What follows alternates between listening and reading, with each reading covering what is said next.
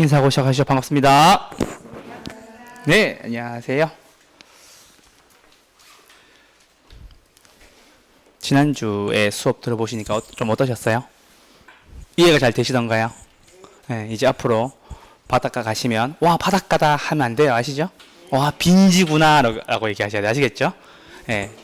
오케이. 해안선과 등록 지점 사이의 해변 토지를 빈지라고 하죠.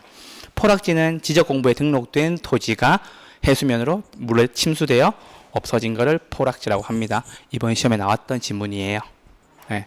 그래서 말씀 한번 드리고 가고요. 오늘은 그 경제론을 건너뛰고 오늘 시장론을 할 차례예요. 165페이지 펴주시면 됩니다. 165페이지 펴서 여러분들과 함께 좀 수업을 해보도록 하겠습니다. 자, 165페이지입니다. 여러분 학계론은 좀 즐겨주셨으면 좋겠어요. 다른 법 과목들하고 좀 다르거든요. 그래서 학계론은 좀 즐겁게 웃으면서 소통하면서 저는 꼭 그랬으면 좋겠어요. 지금 시험이 한 340일 조금 안 남았어요. 안 남았는데 그동안 우리가 그런 얘기 하잖아요. 왜 길면 길고 짧으면 짧은 시간이다. 근데 하루하루는 되게 길다고 느껴져요. 근데 이게 나중에 돼서 시험 날짜 다가와서 되돌이켜 보면 아 되게 짧다라는 느낌이 올 거예요. 막 한 7, 8월 되면 막 공부할 만한 시간이 별로 안 남았다는 생각도 많이 드실 거고요. 그러니까는 하루하루를 좀 알차게 보내셨으면 좋겠고 나중에 돼서 좀 그런 후회 없도록. 예. 사실은 점수가 나와야 내 마음이 안정이 되거든요. 막 5월, 6월, 막 7월, 8월 넘어가는데 아직도 막 50점 이러면 좀 불안해할 때가 있어요. 그래서 그거 불안함이라도 조금 빨리 없애기 위해서 제가 나올 만한 걸로 특히나 개념 2의 시간에는 좀 편하게 책 안 보셔도 돼요. 저만 보시면 돼요. 네. 책 안 보시고 저만 보시고 아 이런 게 있구나라 생각을 하시고 책 한번 읽어보시고 나중에 책을 덮고 계속 송쌤이 이런 얘기 했구나. 요게 포락지구나. 요게 빈지구나. 요게 공지구나. 요게 공한지구나. 유유지구나. 휴한지구나. 이런 개념만 떠올리시면 돼요. 아시겠죠? 어려운 거 없으니까 오늘도 출발하도록 하겠습니다. 오늘은 세 번째 부동산 시장론 하도록 하겠습니다. 페이지는 165페이지 펴주시면 됩니다. 시작할까요? 네. 계산기 못 받으신 분 안 계시죠? 계산기 다 받았죠? 네. 계산 문제가 작년에 9문제 나왔어요. 작년에 9문제 나왔는데 계산 문제는 좀 쉬운 편이었었어요. 다. 그래서 어려운 거 없었는데 그 제가 드리는 계산 문제를 통해서 계산기를 통해서 계산 문제 보통 10문제에서 9문제, 10문제, 10문제에서 플러스 마이너스 1문제씩 왔다 갔다 하는데 많이 나오면 11문제, 보통 한 10문제. 작년에는 9문제. 자, 이번 시험 34회는 9문제 나왔는데 요걸로 한 20점 정도? 저희는 8개. 20점 정도 벌어가도록 하시죠. 아시겠죠? 계산기 나중에 쓸 거니까 잘 갖고 계시고 혹시 영상으로 보고 계시는 분들은 계산기 받으러 오시면 제가 드리겠습니다. 아시겠죠? 꼭 현강에 오셔가지고 제 계산기 받아가셨으면 좋겠습니다. 시장론 출발합니다. 여러분이 처음 듣는 단어들이 되게 많아서 좀 생소하실 거예요. 근데 이 단어들이 조금 익숙해지셔야 진짜 중개사가 될 수 있어요. 네, 공인 중개사가 될 수 있어요. 아시겠죠? 제가 전문가는 쓰는 단어가 다르다고 말씀드렸죠. 그죠? 이렇게 밖에 가서 저 물건 보러 갔어요 이런 얘기 하는 게 아니라고 말씀드렸죠. 그죠? 뭐라고요? 임장활동 간 거예요. 이렇게 말씀드리려고 했죠. 그쵸? 오케이. 자, 그런 거 알고 출발합니다. 첫 번째는요. 여러분 효율적 시장, 즉 시장의 효율성에 대해서 좀 들어볼 필요가 있어요. 시장의 효율성이 쌤 무슨 말이에요? 라고 얘기하시면요. 시장의 효율성이란 부동산 시장에서 새로운 정보가 즉시 가치에 반영되는 것을 시장의 효율성이라고 합니다. 자, 그거 관련해서 효율적 시장이라는 요 말이 되게 중요한데 쌤, 효율적 시장하고 시장의 효율성은 똑같은 말인가요? 네, 거의 유사한 말입니다. 정의를 한번 읽어드릴게요. 효율적 시장, 즉 효율적 시장이란 새로운 정보가 즉시 가치에 반영되는 시장이다 라고 나와요. 이해되셨나요? 효율적 시장이 뭐라고요? 새로운 정보가 즉시 가치에 반영되는 시장이다 라고 하는 거예요. 아시겠죠? 무슨 말인지 설명해 드릴게요. 자, 여러분. 자, 우리 원래는 주식시장에서 나온 용어인데 이걸 부동산에서 땡겨서 쓰는 거예요. 이해되셨나요? 네, 근데 여러분 보세요. 자, 어느 한 지역에 뉴타운이 만들어진대요. 그러면은 뉴타운이 만들어진다는 정보가 생기면은 그 주변의 땅값이 어떻게 돼요? 오르죠? 여러분 보세요. 뉴타운이 생기고 주변 땅값이 올라요? 아니면 뉴타운이 생긴다는 정보가 나오자마자부터 땅값이 올라요? 그렇죠. 정보가 나오자마자 나오자마자가 요 말이죠. 정보가 나오는 즉시 가치에 반영이 되는 것을 효율적 시장이라고 합니다. 아시겠죠? 제가 뉴타운에 대해서 예시를 드렸던 이유는 여러분 잘 아실 거예요. 그렇죠? 한번 겪어보신 적이 있으실 수도 있고요. 그렇죠? 그래서 뉴타운이 설립이 됐는데 뉴타운이 만들어진데 이쪽에 그러면은 그 주변에 있는 부동산들의 가격이 일제히 오르기 시작하죠. 그거를 효율적 시장이라고 합니다. 아시겠죠? 자, 다시 한번 볼게요. 시장의 효율성이라는 셈 뭐예요? 부동산 시장에서 새로운 정보가 즉시 가치에 반영이 되는 것을 시장의 효율성이라고 얘기를 하고, 지금 저희 교재에 나와 있는 효율적 시장이 무슨 말이냐면 새로운 정보가 즉시 가치에 반영이 되는 것을 효율적 시장이라고 합니다. 이해되셨나요? 네. 그래서 여러분도 아시다시피 주식 혹시 하시는 분 계실지 모르겠지만 주식하면은 그 정보가 나오면은 바로 그 해당 종목이 가치가 확 올라가는 경우가 있어요. 거기에서 나온 거예요. 그래서 그거 기억해 주시면 되세요. 그래서 뉴타운이 만들어진다. 그래? 그러면 그 뉴타운 주변의 땅값이 갑자기 가치가 확 올라가는 거죠. 지어지고 올라간다. 짓는다는 정보만 들어와도 올라간다. 정보만 들어와도 올라간다. 정보가 즉시 가치에 반영되는 것을 효율적 시장이라고 합니다. 아시겠죠? 이해됐죠? 오케이. 자, 그러면 쌤, 이 효율적 시장이 어떻게 나뉘어져요? 라는 걸 알아보러 가는 거예요. 자, 효율적 시장은 여러분, 약성 효율적 시장, 준강성 효율적 시장, 강성 효율적 시장, 이렇게 세 파트로 나뉘어요. 그런데 쌤, 약성 효율적 시장에는 무슨 정보만 있어요? 라고 얘기하시면 과거의 정보만 있어요? 라고 말씀을 드릴 거예요. 과거의 정보. 오케이? 자, 쌤, 준강성 효율적 시장은 정보 뭐뭐 포함해요? 라고 얘기하면은 과거와 지금, 현재 요거 두 가지를 포함하는 거예요. 이해되셨나요? 자, 그리고 세 번째, 강성 효율적 시장에는 뭐뭐 있어요, 쌤? 그러면은 과거, 현재, 미래 요거 세 가지가 있는 거예요. 이해되셨나요? 자, 그러면 요거를 여러분 저희가 한번 그림으로 한번 그려보면 어떻게 그려지냐면요, 약성 효율적 시장이죠, 요게. 그쵸? 이거는 뭘 분석한다고요? 과거를 분석하는 거겠죠. 그쵸? 이해되셨나요?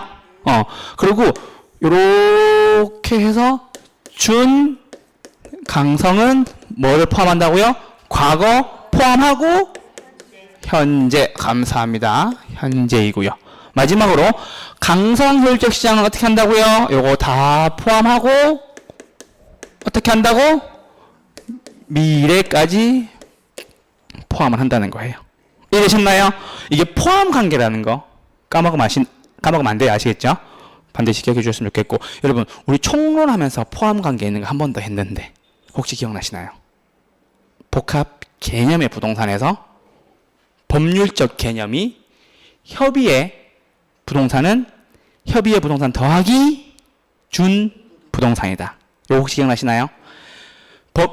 법률적 개념은 협의 더하기 광의인데, 광의가 무슨 뜻이에요? 넓은 의미의 부동산의 뜻이죠. 그쵸? 넓을 광자 쓰는 거니까. 그쵸? 그러면은 광의의 부동산은 협의의 부동산 더하기 준 부동산이다. 이것도 포함 관계죠. 왜요?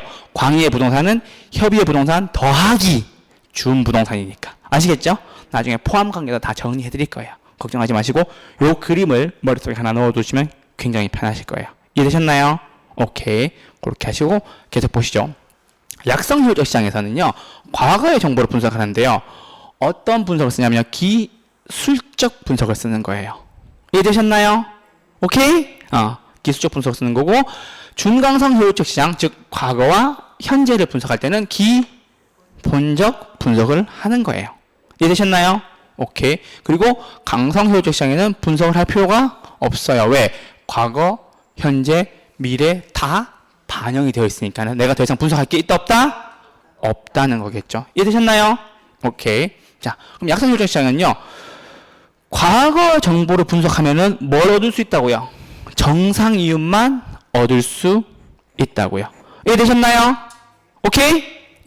그리고 중강성 효율적 시장은 과거랑 현재의 정보를 분석해서 정상 이윤 얻을 수 있다고요. 그리고 강성 효율적 시장은 모든 정보를 분석해서 정상 이윤을 얻을 수 있는 거예요. 이해되셨나요? 요가 이해됐어요? 네. 그래야 정상이온 얻는데, 자, 중요한 건 여러분 이거예요. 중요한 건 요거예요. 요거랑 두 개를 구분해서 정리하실 필요가 있어요. 여러분 잘 보세요. 지금 약성효율적 시장에는요, 과거의 정보만 반영이 되어 있으니까 내가 현재와 미래의 정보를 분석하면은 내 정상이온 말고 초과이온을 볼 수 있을까요, 없을까요? 볼 수 있겠죠. 그쵸? 그러니까는 이 시장에는 옛날 정보만 있으니까 내가 지금과 앞날의 정보를 분석을 하면은 내가 남들이 얻은 이윤 말고 그 이윤을 넘어서는 초과 이윤을 얻을 수 있어요, 없어요? 있겠죠. 그게 뭔데? 약성 효율적 시장. 이해되셨나요? 오케이? 어려운 거 없죠? 자, 그럼 중간성 효율적 시장 볼게요. 중간성 효율적 시장에서는요, 지금 정보가 뭐와 뭐가 반영되어 있어요? 과거와 현재가 반영되어 있죠. 그러면은 내가 초과 이윤을 얻기 위해서는 과거, 현재, 미래 중에 어디에 정보를 분석해야 되겠어요? 미래 정보. 그렇죠. 그렇죠. 이거 이해됐죠? 그죠? 그러면 보세요. 지금 강성효율적 시장은 모든 정보가 다 나와 있어요. 과거 정보, 현재 정보, 미래 정보. 그쵸? 그러면 얘는 초과 이윤 얻을 수 있을까요? 없을까요? 이윤 얻을 수 없겠죠. 이게 끝이에요. 자, 다시 한 번만. 효율적 시장에 제가 뭐라고 말씀드렸어요?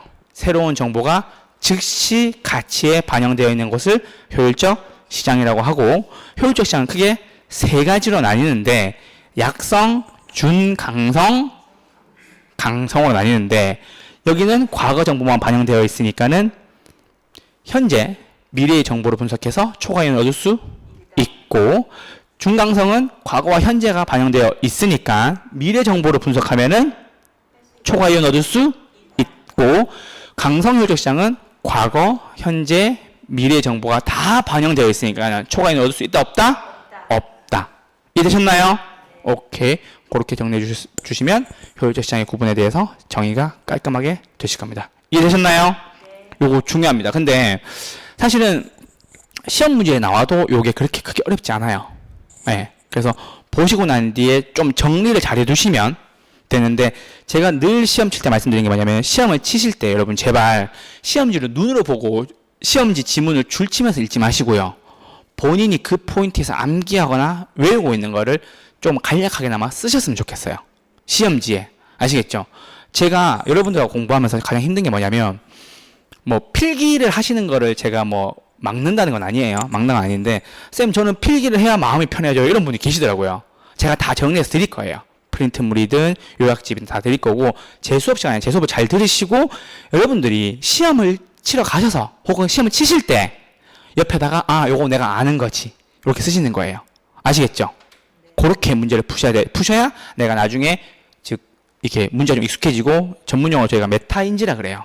네, 메타인지라 그래요. 자기가 아는 것과 모르는 것을 완벽하게 구분할 수 있는 능력. 왜 시험을 치냐면요, 그 메타인지를 확인해 보기 위해 시험을 치는 거예요. 너가 이거 정확하게 알고 있어? 이걸 물어보는 건데, 그 물어보는 상황에서 내가 시험지에 알고 있는 것을 정확하게 요약해서 쓰고 난 뒤에 문제를 보면 문제는 무조건 맞아요.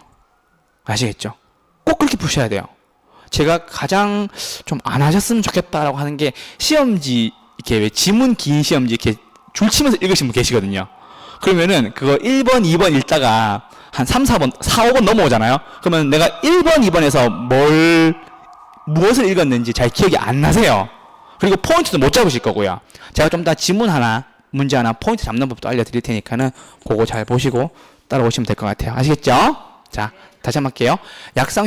효율적 시장의 구분은 약성, 준강성, 강성이 있고, 약성에는 과거 정보가 반영되어 있고, 분석 정보는 기술적 분석을 하는 거고, 정상이윤 어디서 얻는다고요? 과거 정보 분석해서 얻는 거고, 초과 이윤 얻으려면요, 현재랑 미래를 분석하면 되는 거고요. 그쵸?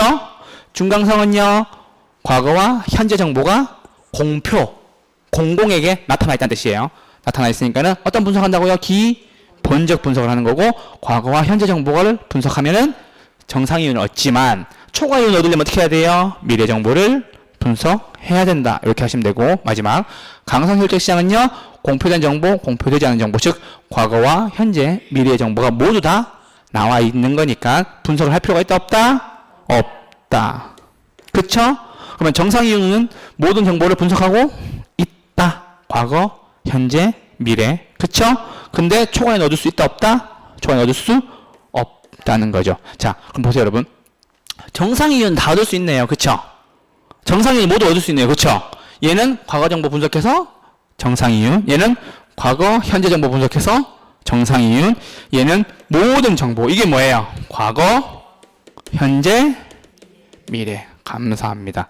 그래서 정상 이윤은 모두 얻을 수 있고 초과 이윤은 약성이냐, 중강성이냐, 강성에 따라서 달라진다. 요 개념 잡으시면 돼요. 아시겠죠? 오케이. 저희 그러면 문제 하나만 보러 가시죠. 문제가 이렇게 나와요. 이렇게 나오는데 요게 좀 어려운 편이에요, 문제가. 그래서 여러분들에게 하나 가져왔는데 요렇게 공부를 해 놓으시면 문제가 하나도 어렵지 않죠. 자, 여러분 저 보세요. 과거의 정보를 분석해도 초과 이윤을 얻을 수 없다. 요게 뭐예요? 요게 뭐예요? A가 뭐예요? 약성 효정 시장은 뭐예요? 초과 이윤 얻을 수 없는 건 뭐예요? 약성 효율적 시장. 맞아요? 맞아요? 오케이. 기억이고요. 니은은요? 현재 시점에서 현재 정보를 분석하면 초과 이윤 얻을 수 없다. 맞아요? 틀려요? 틀리죠? 왜요? 약성 효율적 시장은 현재 정보를 분석하면은 초과 이윤 얻을 수 있으니까. 이해됐죠? 지금 그쵸? 왜? 얘는 과거 정보만 있으니까. 그래서 현재랑 미래를 분석하면 초과 이윤 얻을 수 있겠죠. 이해되셨나요? 자, 그러면 여기 보세요. 아직 공표되지 않은 정보라고 얘기를 하고 저희 제자님들은 어떻게 푸셔야 되냐면은 요거를 미래라고 쓰셔야 돼요. 미래. 자, 그럼 다시 읽어볼게요. 미래 정보를 분석해도 초과 이윤을 얻을 수 없다. 맞아요? 틀려요? 틀렸죠? 있죠? 그러면 보세요. 약성 효율적 시장은 현재와 미래 정보를 분석하면 초과 이윤을 얻을 수 있다. 그럼 약성 효율적 시장은 기억 하나만 맞네요.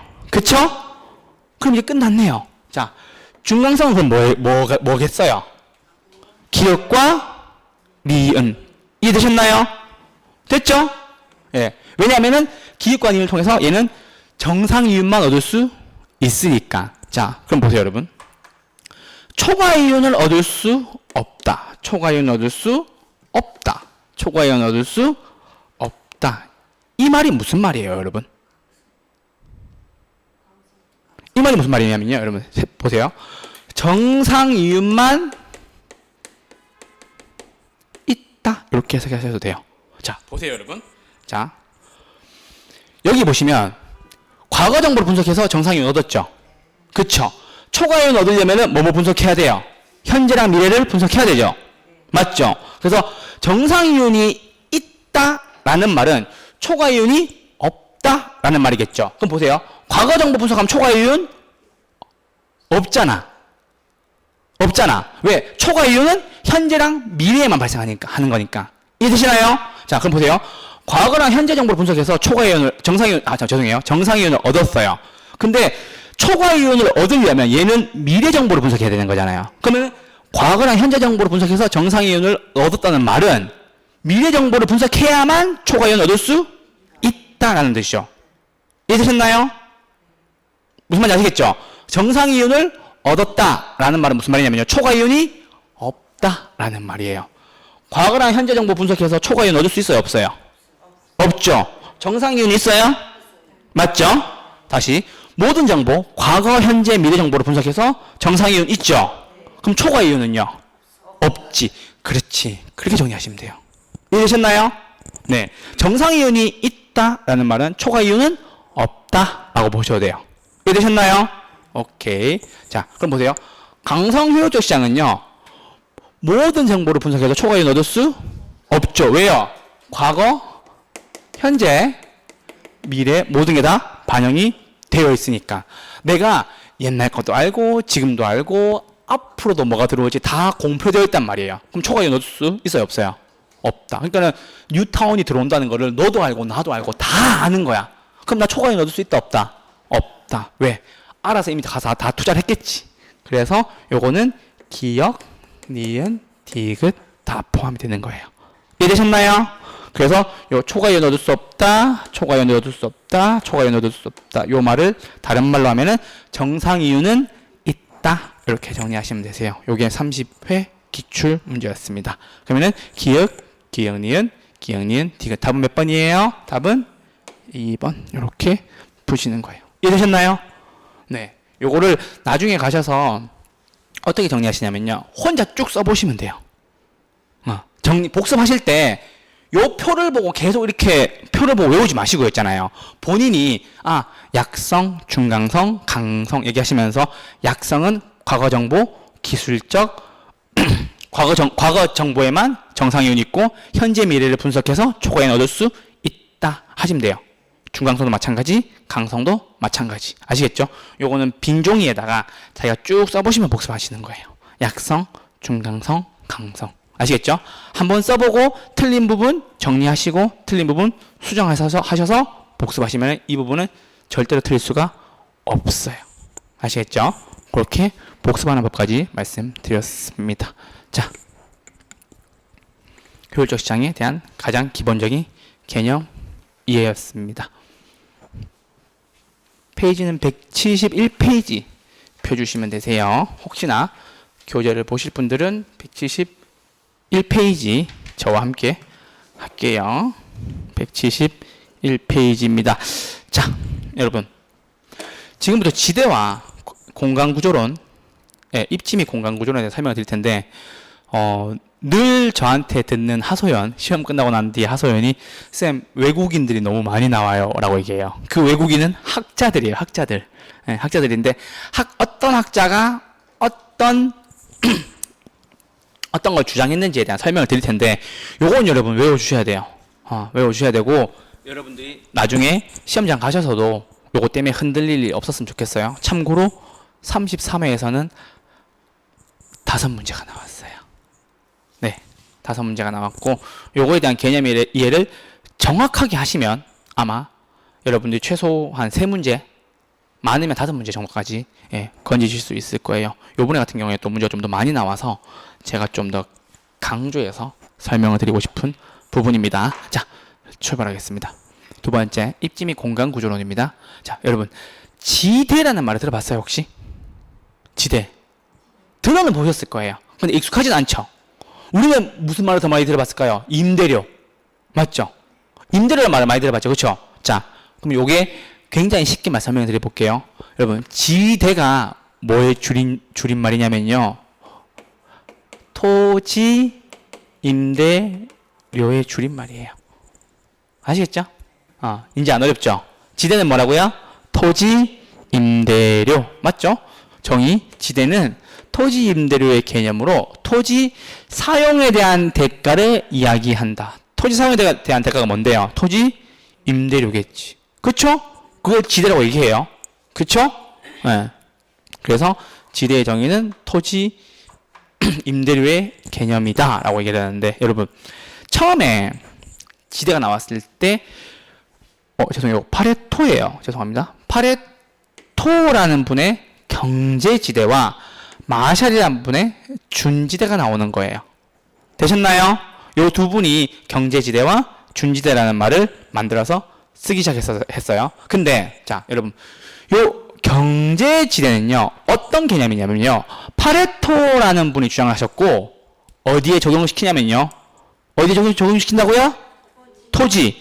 여러분 토지는 영 속성 때문에 영구적이죠. 그쵸? 네네. 영구적이고, 영구적이란 말을 다르게 하면 어떻게 돼요? 장기적인 거고요. 되셨나요? 이게 경제지대의 가장 핵심이 되는 거예요. 누가 주장했다고요? 파레토. 아시겠죠? 파레토라는 학자님께서 경제지대가 이런 것이다 라고 주장을 하셨어요. 이해되셨나요? 자, 그래서 여기에 설명 좀 드리면은, 여기 보면 초과수입이라고 나와 있죠? 초과수입. 그쵸? 초과수입 나와 있는데, 요거 좀 설명해 드릴게요. 여러분, 제가 땅을 하나 가지고 있는데, 여기에서 월세가 제가 기대하는 최소한으로 받아야 되겠다는 월세가 70만원 정도예요. 70만원. 이해되셨나요? 만약에 이 토지를 빌려주고 내가 임대료를 70만원을 못 받는다면 나는 다른 걸로 바꿔서 쓰겠죠. 상가를 올리거나 건물을 짓거나 아니면은 매각하고 끝내거나. 왜? 수익성이 안 나오니까. 이해되셨나요? 예. 요 70만 원은 여러분 뭐라고 얘기하냐면 우리는요. 내가 기대하는 최대예요, 최소예요. 최소. 그렇죠. 감사합니다. 최소. 여러분 감사합니다. 최소. 이거 최소 수입이죠. 그렇죠, 여러분? 맞아요. 최소 수입인데 내가 이거에 대해서 30만 원을 더 받아서 내가 요거를 지금 100만 원을 받고 있는 거예요. 맞죠? 여러분 최소 수입만큼 받는 사람이 있어요? 잘 없죠. 그럼 내가 이걸 100만 원을 받고 있는데 내가 70만 원 이하로 떨어지면 이 땅을 팔거나 다른 용도로 쓸 텐데 지금 내가 100만 원을 받고 있단 말이에요. 그러면은 요거에 대한 최소 수입 말고 여러분 이렇게 더 들어오는 요 30만 원 요걸 뭐라 그러는데요? 초과 수입. 이해되셨나요? 이해되셨어요? 초과 수입 이렇게 얘기를 하죠. 그러면 요게 뭔데요? 요게 경제지대라는 거예요. 어렵지 않죠? 자, 여러분 만약에 요 70만 원이 안 되면 이 전용 수입, 이 최소 수입이 보장이 안 되면 저는 다른 걸로 바꾼다고 말씀드렸죠. 그렇죠? 근데 제가 요 100만 원을 지금 받고 있는데 요 70만 원 더하기 30만 원 더 받고 있으니까 요 30만 원이 뭐라고요? 초과 수입인 거죠. 요 초과 수입이 뭔데요? 그러면요. 요게 경제지대라고 하는 거예요. 이해되셨나요? 오케이? 네, 요게 경제지대라고 해주시면 되겠습니다. 아시겠죠? 오케이. 자, 그리고 여러분 죄송합니다. 이 경제지대는요 파레토고 영구적이고 장기적이다. 이렇게 한번 정리해 주셨으면 좋겠습니다. 아시겠죠? 어려운 거 없죠? 오케이. 두 번째, 준지대는 그냥 말 그대로 준지대예요. 근데 이게 지대가 아니다. 지대가 아니다. 그쵸? 맞아요. 여러분, 준 들어가는 거 있잖아요. 준 들어가는 거는 뒤에 무슨 말이 오든 그 뒤에 오는 게 해당이 안 된다는 소리예요. 왜 그러냐면요.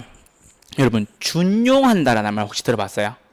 나중에 듣게 되실 거예요. 그러면은 준에서 쓴다는 얘기지 그거 자체는 아니라는 얘기죠. 그럼 얘는 지대가 아니다. 지대가 아니다. 하지만 지대인 것처럼 본다. 이렇게 하시면 돼요. 아시겠죠? 그래서 요걸 누가 주장했냐고요? 마샬이라는 분이 주장하셨고요.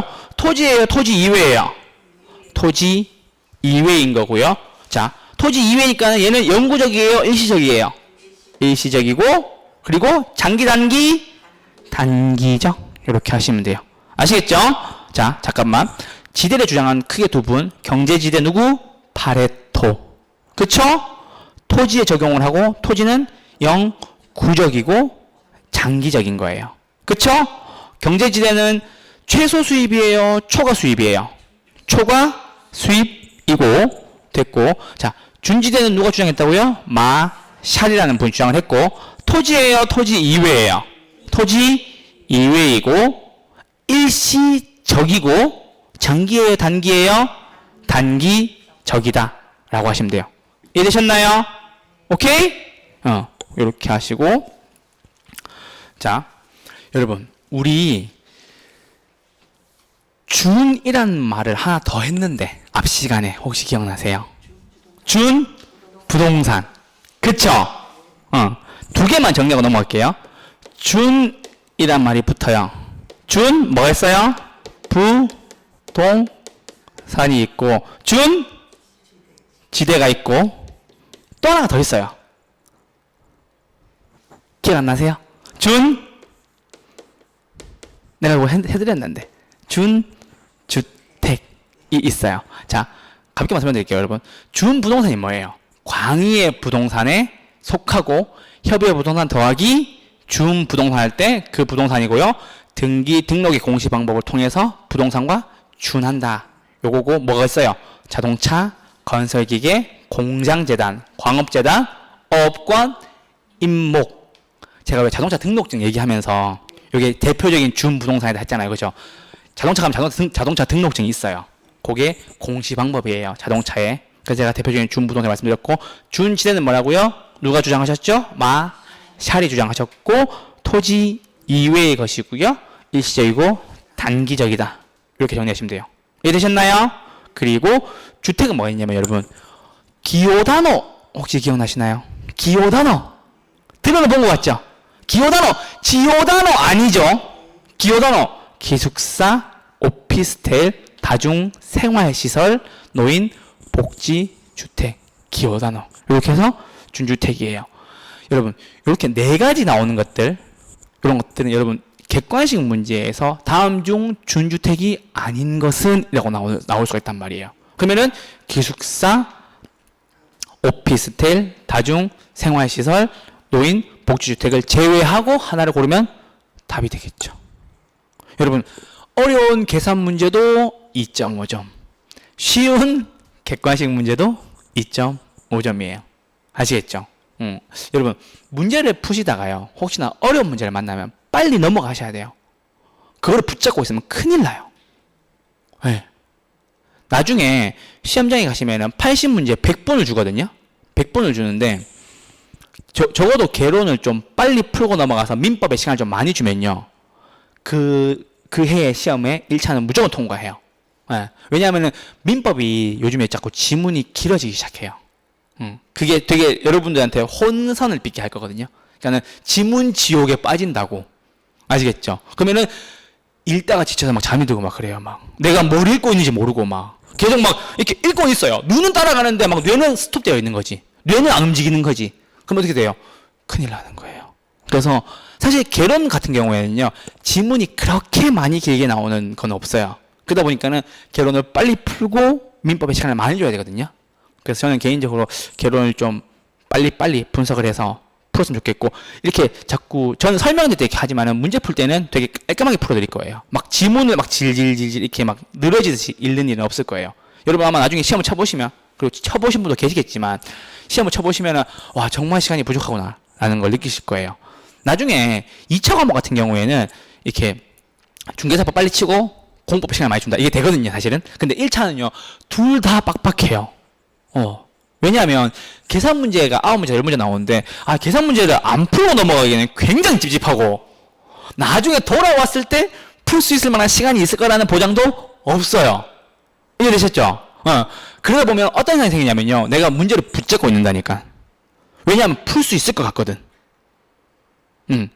그렇게 되면 민법에 가서 개론 쭉 다 풀고 했는데 민법 풀려고 딱 왔는데 30분 남아있어요. 그럼 그때부터 어떻게 되냐면요, 가슴이 뛰기 시작해요. 격렬히 뛰기 시작해요. 지문이 안 보이고 손에 땀이 나기 시작하면서 답 체크가 잘 안 되기 시작해요. 2번인데 막 2번 이렇게 삐져나가요, 답 체크하다가. 예, 그런 경우가 있을 수 있어요. 그래서 개론을 보실 때는요, 좀 정확하게 타겟을 잡아서 보셔야 돼요. 그래야 개론을 40분 만에 풀고 딱 봤는데 민법 1시간 남았네? 굉장히 마음이 편해져요. 그러면서 민법의 지문이 다 보이기 시작한다고요. 아시겠죠? 원래 개론은 민폐를 안 끼쳐야 되는 과목이에요. 민법에 폐를 안 끼쳐야 되는 과목이라고. 아시겠죠? 그거 하시면은 제가 가장 목표하는 게 뭐냐면요, 빨리 풀고 정확하게 푸는 거예요. 물론 정확성이 지금도 겸비가 돼야 되겠지만, 정확하게 풀고 빨리 풀고 계산 문제는 연습해서 푸시면 돼요. 이번에 계산 문제 굉장히 쉬웠거든요. 그래서 계산 문제는 연습하시고, 이론은 중요 포인트를 볼 줄 아는 눈이 굉장히 필요해요. 제가 나중에 뒤에 가서 문제도 하나 보여드릴게요. 아시겠죠? 개론은 저랑 함께 하시면 뭐 70점 넘는 거 걱정 없죠. 지금부터 하시니까. 아시겠죠? 그렇게 해서 경제지대와 준지대였습니다. 이해되셨나요? 네, 그렇게 하시면 되고요. 경제지대 누구라고요? 경제지대 누구라고? 파레토. 준지대 누구라고? 마샬. 두 분만 기억하시면 돼요. 아시겠죠? 여기 왜 이렇게 뭔가 다운되어 있어요? 어제 축구 비겨서 그래요? 어제 축구 비겨서 지금 기분이 안 좋은 거예요? 우리 무잘싸라 하던데? 무승부여도 잘 싸웠다. 그쵸, 잘했죠? 어제 축구 비겨서 심각한 거 아니죠? 목요일 날 과목 뭐예요? 어제 뭐 공부하셨어요? 중개사법. 고쌤. 고쌤이 뭐라 했어요? 뭐라 안 했죠? 재밌어요? 와, 큰일 났네. 왜? 전 재미없어요? 전 재밌어요? 맞아, 어제 축구 이겼어야 돼. 그니까. 다음 주 월요일 날 또 하죠. 다음 주 월요일 날 꼭 이겼으면 좋겠습니다. 알겠죠? 자, 여러분의 불금은 결혼과 함께 하시죠. 아시겠죠? 1년 동안만. 그렇게 한 뒤에 중개사 되시면 돼요. 자, 출발할게요. 두 번째는요. 차액지대설과 절대지대설인데요. 여러분, 이게 가장 중요해요. 왜냐하면 가장 많이 나오거든. 우리말로 빈출이라고 해요. 오케이?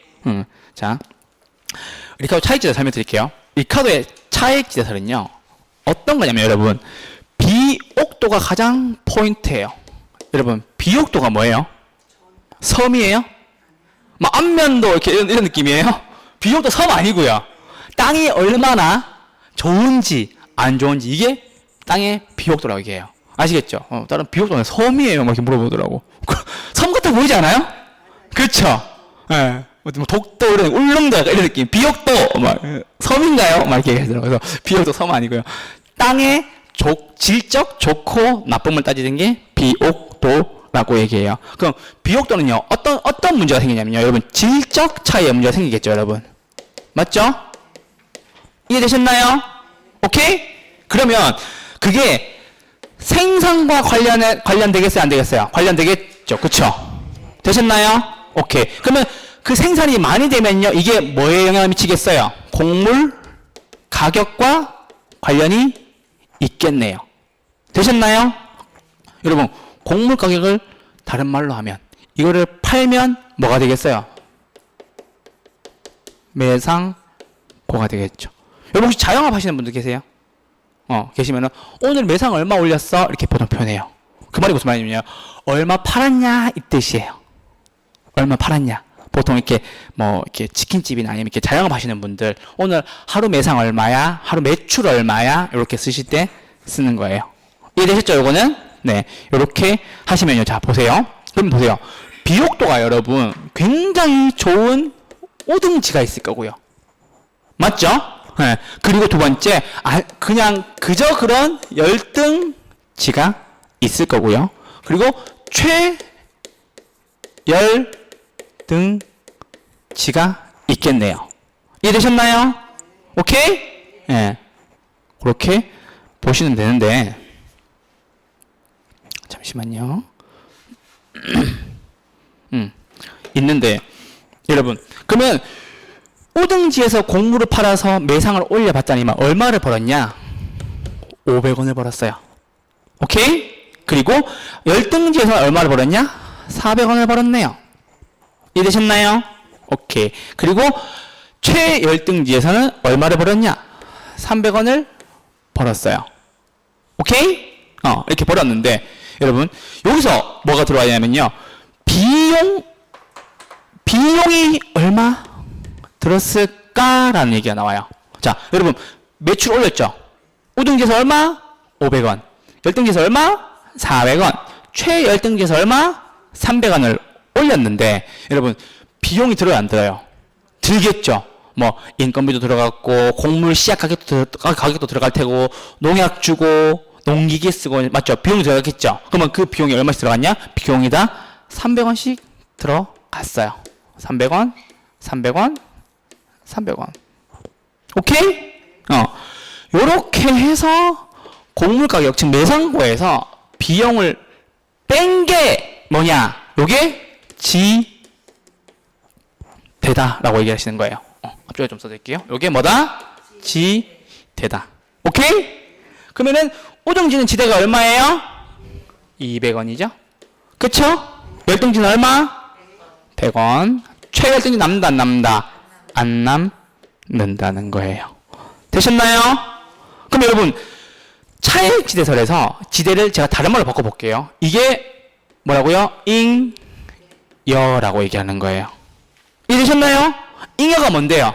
쉬운 말로 하면 남는 거, 빼고 남는 거, 그게 잉여예요. 오케이? 자, 또 다른 말로 하면은 불로소득. 안 어렵죠, 여러분? 불로소득이 뭐예요? 노동하지 않고 생기는 소득. 이해되셨나요? 불로소득이 뭐냐면요, 노동하지 않고 생기는 소득을 불로소득이라고 합니다. 이해되셨나요? 오케이? 요게 차익지설의 가장 중요한 포인트입니다. 이해되셨죠? 오케이? 네. 그러면 여러분 172쪽 페이지 한 번만 잠깐 보세요.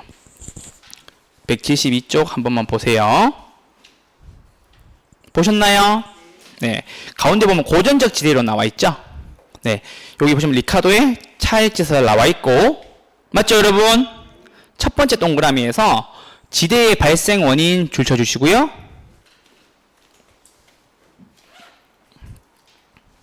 여기는 복습하실 때도 이렇게 하셔야 돼요. 지대의 발생 원인은 뭐라고요? 비옥도에 따른 수확량의 차이이다 라고 보는 거예요. 되셨나요? 172페이지입니다. 가운데 리카도 1번 차익지대설에서 동그라미 1번 지대 발생 원인을 비옥도에 따른 농작물 수확량의 차이로 파악한다. 요 수확량의 차이가 뭔데요? 매, 상, 고겠죠. 수확량에서 팔고 가져온 돈. 이해되셨나요? 오케이. 그리고 두 번째 보세요. 두 번째 마지막에 보시면은요, 따라서 생산물의 가격과 생산비가 일치하는 한계지에서는 지대가 발생하지 않는다. 요거 하나 체크해 주세요. 됐죠? 172페이지입니다. 그럼 여러분, 생산물의 가격이 뭔데요? 매, 상, 고겠고, 생산비가 뭔데요? 비용이고, 그쵸? 되셨나요? 자, 그리고 마지막에 4번에 한번 보세요. 4번에. 동그라미 4번에. 보셨나요? 맨 마지막에 보시면요. 마지막 줄에 보시면요. 생산비의 차이가 지대인 것이다. 요거. 맨 마지막 줄에. 요렇게 정리 딱 하시면 돼요. 깔끔하시죠? 네, 복습하실 때도 요거 위주로. 아, 차익지대설은 생산비의 차이를 지대로 보는구나. 이렇게 정리해 주시면 돼요. 아시겠죠? 오케이? 자, 그리고 여기 다시 한번 보세요. 여기 보세요. 생산비의 차이를 뭘로 본다고? 지대로 본다고. 그쵸? 그럼 여러분, 지금 최열등지라는 말이 나와 있죠? 이게 뭔데요? 이게 다른 말로 하면 한계지가 되겠네요. 그럼 여러분, 한계지, 즉 최열등지에서는 지대가 있다고 없다고? 지대가 없어요. 이게 굉장히 중요한 포인트가 될 거예요. 체크해 주세요. 아시겠죠? 그렇게 하시면 됩니다. 여러분, 그 교재 잠깐만 다시 한번 볼까요? 교재 보시면 맨 밑에 보면 리카도 지대의 예시 나와 있죠? 예, 요걸 한번 슬쩍 보시고 나중에 체크해 두시고 보시면 돼요. 아시겠죠? 요걸 디테일 보실 필요는 없지만, 아, 요런 개념이구나를 가지고 위에 1번, 2번, 4번을 보시면 이해가 좀 더 잘 되실 거예요. 이해되셨나요? 요게 누구라고요? 차익지대설이고요. 누가 주장했다고요? 리카도의 차익지대설이었어요. 아시겠죠? 오케이. 생산량의 차이를 지대로 본다. 수확량의 차이를 지대로 본다. 지대는 잉여고 불로소득이다. 됐죠? 오케이? 네, 이렇게 봐주셨으면 좋겠습니다. 리카도의 차익지대설이었습니다. 이해 잘 되시죠? 자, 두 번째 절대지설 설명드릴게요. 절대지설 설명드리겠습니다. 자, 여러분, 절대지대설은요, 중요한 게 뭐냐면요, 내가 소유하고 있다는 그 자체라는 게 가장 키 포인트예요. 그리고 지대를 요구하죠. 임대료 달라는 거예요. 어디서도요. 한계지에서도요. 너가 남고 안 남고 나는 모르겠는데 내가 땅을 빌려줬다는 이유 하나만으로 너가 남는다 안 남는다를 고려하지 않고 무조건 지대를 달라는 거예요. 어디서까지? 한계지에서도 지대를 달라는 거예요. 오케이? 이해되셨나요? 자, 그럼 보세요, 여러분. 설명드릴게요. 제가 요 하나의 필지를 가지고 있어요. 하나의 필지를 가지고 있어요. 제가 땅 주인이에요. 내 거. 이거 송쌤 거. 송생건데 여러분이 여기에 들어와서 소작농을 짓겠대요. 농사를 짓겠대요. 자, 그래서 제자님들이 이렇게 막 들어서 농사를 짓기 시작했어요. 그런데 제가 되게 악덕 지주예요. 땅의 주인이라고. 악덕 지주라서 이거 50만 원 받던 거 내가 올해부터 임대료 100만 원 받을 거야 라고 얘기를 해요. 여러분들이 수익을 올리고 말고는 나하고 상관없어 라고 얘기를 하는 거예요. 되셨나요? 그래서 요게 내가 1월 1일부터 100만 원 받는 거예요. 다음 달부터. 그럼 여러분들이 여기서 만약 여러분들이 사과를 이렇게 농사를 짓고 있었어요. 그럼 여러분 사과를 수확해서 팔아야 될 거 아니에요. 그럼 시장에 가서 팔 때 올해와 같은 가격을 팔 수 있을까요? 아니죠. 사과값이 사과를 비싸게 팔겠죠. 요거를. 그쵸? 즉 곡물을 비싸게 팔겠죠. 그러면서 뭐라 그러겠어요? 손님들한테 지대가 올랐어요 이렇게 얘기하겠죠. 이해되셨나요? 지대가 올라서 농사 짓는 요 가격도 오를 수밖에 없다라고 얘기를 하셔야 되겠죠. 그쵸? 그러면 여러분 보세요. 아까 중요한 게 뭐냐면 아까 한계지 있잖아. 한계지. 이게 뭐였어요? 열등지였잖아. 맞아요? 여러분 여기에서는 지대를 달라고 했어요 안 했어요? 아까 차익지설은 지대가 없었죠. 근데 이 절대지대설에서는 죄송해요. 절대지대설에서는 한계지에서 지대가 있다 없다? 지대가 있다라는 거예요. 이게 정말 중요한 포인트예요. 여기는 별 3개 돼도 부족해요. 왜냐면요. 한계지에서 즉 최열등지에서 지대 내놔 임대료 내놔 라고 하는 것은 요거밖에 없어요. 그래서 요거를 유일하다고 얘기해요. 어떤 점에서요? 최열등지에서도 지대를 요구하는 게 유일하다는 거예요. 뭐가? 절대지설이. 그러니까 들어보세요. 절대적으로 지대 줘 이 뜻이에요. 누가 주장했다고? 마르크스가. 무조건 지대 줘. 너네가 한계지 최열등지 아무 상관없이 내 땅 빌려 쓰는 거니까는 내 거 임대료 무조건 줘라고 얘기하는 것이 절대 지대설이에요. 아시겠죠? 한계지에 지대 있다고 없다고. 한계지에서도 지대가 있다고 없다고. 지대가 있다고. 이게 굉장히 중요한 포인트예요. 여러분 그럼 보세요. 소유 자체라고 하는 것은 어떤 지위예요? 독점적 지위라고도 할 수 있나요? 왜? 요거 내가 가지고 있잖아. 맞죠? 요걸 소유하고 있는 내가 뭐예요? 독점적 지위를 누리는 거잖아. 뭘 통해서? 소유를 통해서. 맞죠? 요거 이해되셨나요? 절대지대설은 지대를 한계지에서도 요구를 한다는 게 굉장히 중요한 포인트로 여러분들을 기억해 주셨으면 좋겠습니다. 아시겠죠? 오케이?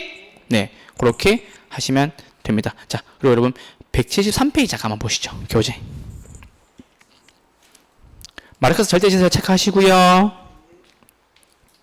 동그라미 1번에 두 번째 줄에 토지를 독점하고 있기 때문에 이렇게 하시면 되세요. 그리고 위에 보면은 가장 중요한 말이 있죠. 토지를 독점하고 있기 때문에 위에 보면 한계지에서도 지대가 존재한다 라고 하시면 돼요. 되셨죠? 오케이. 그리고 여러분 밑에 보면요. 차액지대설과 절대지대설에 대한 비교 나와 있죠. 밑에 보면 표 있죠. 그거 별표 2개 해주세요. 별표 2개만 해주시면 되시고 제가 요거 체크해 드릴게요. 여러분 발생 이후에 보시면은 차액지대설 발생 이후에 보시면요. 토지의 비옥도에 따른 생산성의 차이 요거 기억나시죠? 오케이? 그리고 수학 체감의 법칙 적용 요것도 하나 체크해 주세요. 되셨나요? 두 번째, 세 번째 것만. 그리고 절대지대설은 뭘 체크하시냐면요. 맨 마지막에 보면은 사유화로 인해 지대 발생 나와 있죠. 여기 옆에다가 뭐라고 쓰시냐면요. 여러분 소유 자체라고 하나 써주세요. 소유 자체라고 하나 써주시면 됩니다. 됐죠? 오케이. 그리고 차액지대설 내용 가보시면요. 두 번째, 한계지에서는 차액지대가 발생하지 않음. 이렇게 하시면 됩니다. 그리고 세 번째 보면은 곡물 가격이 지대를 결정한다. 왜? 곡물 가격에서 생산비 빼면 바로 지대가 나오니까. 그쵸? 그럼 곡물 가격이 뭘 결정한다고요? 지대를 결정한다고요. 왜? 쌤, 왜 그래요? 생산비는 고정이라는 것을 가정하고 하는 거거든요. 생산비는 어떻다고? 똑같다. 아까 제가 300 했던 거 기억나시죠? 생산비는 고정이니까 곡물 가격, 즉 매상고가 지대를 결정하게 되겠죠. 차익지설은. 이해되셨나요? 오케이. 자, 절대지설 볼게요. 이것도 두 번째.